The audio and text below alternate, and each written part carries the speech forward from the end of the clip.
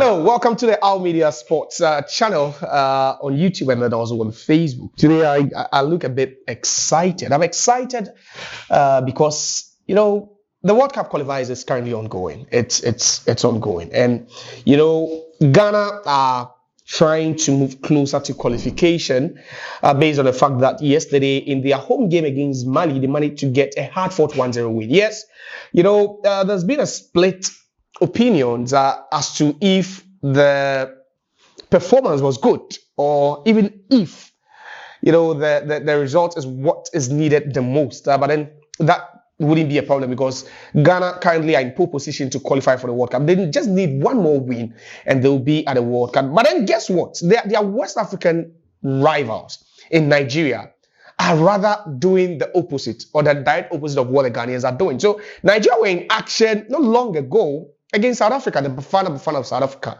And they also had a chance to close in on South Africa as far as, the table and point tally is concerned. But then unfortunately, it's just the usual thing by Nigeria recently that they are not able to fight, they are not able to win when it matters most. And that has been a problem. So, I won the game and I've not been pleased with certain players, especially with the captain of Nigeria, William Troost-Ekong, who scored an own goal, and then also the reigning African Player of the Year, Ademola Lukman, whom I don't know, I'm struggling to find a word to describe that shambolic and nonchalant performance from this guy. And I don't know if it's because the African football is too difficult for him to play. But if you're Nigerian, then there's a time you need to really say some prayers for Nigeria. Because at this point, with just 2 games to go, Nigeria are 6 points behind South Africa.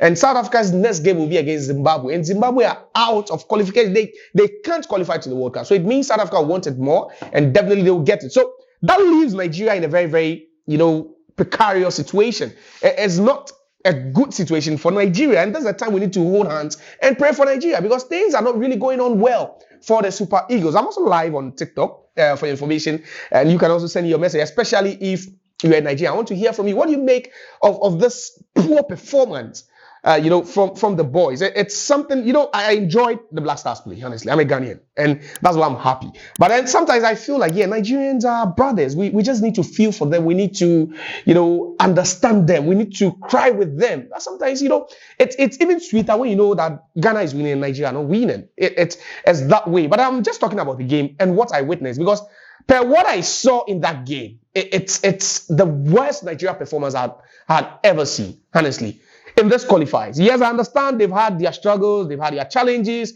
throughout the World Cup qualifying rounds. In 8 games, they've had 3 separate coaches. Finidi George, one of them, a couple of other coaches coming around.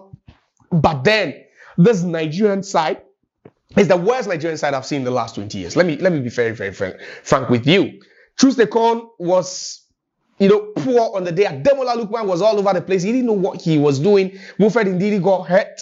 Alex Iwobi was just standing himself, in the middle of the pitch without even knowing where to pass. So basically, every single Nigerian player was just so poor. Maybe perhaps with the exception of Ola Aina, who got injured just after 8 minutes and was subbed off. And, Bright Samuel Osai just came on. But then practically, it's been a very, very poor and awful, it's a disgraceful performance from Nigeria. And I don't think anything, tops that. I don't know what else they would have to do because now, yes, we understand they are going to the AFCON. They qualify for the AFCON. But then the big deal is the World Cup.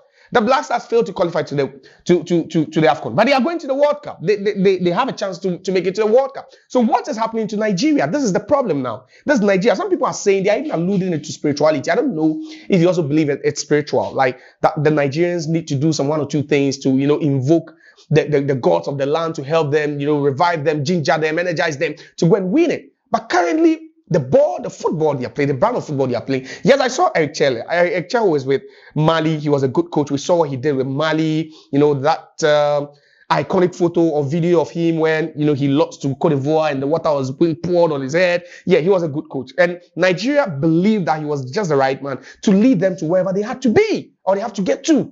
But then unfortunately, you can hardly see what they are trying to do. And see, trust me, as far as quality is concerned in Africa, no country comes close to Nigeria. Perhaps you can mention Morocco. But after Morocco, I believe it's Nigeria. They have big boys playing and some of the big clubs in Europe. These are top quality, players. These are big boys playing. So if you're Nigerian, then you need to be asking questions. That's why I'm here. If you're Nigerian, what are the questions you're asking? And how do you think Nigeria can bounce back from such a sham? Because trust me, they'll be going to the AFCON.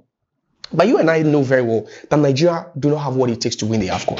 So it means they are going just there to participate. They are part of the 24 teams. And after that, they'll sit down and watch Ghana play at the World Cup, which is even more painful to think about. That you see Ghana play at the World Cup and you can play. So now the question is it spiritual or you just believe that Nigeria need a better coach like Otto Addo? Perhaps Ghanaians want to sack Otto Addo. So they might just lend Otto Addo to Nigeria for a while. Because Otto Addo is just getting the job done. He beat Nigeria in 2022 to send Ghana to the World Cup. And he's on the verge of qualifying for the second straight World Cup, which is just good news. But then I feel for Nigerians. I'm moody.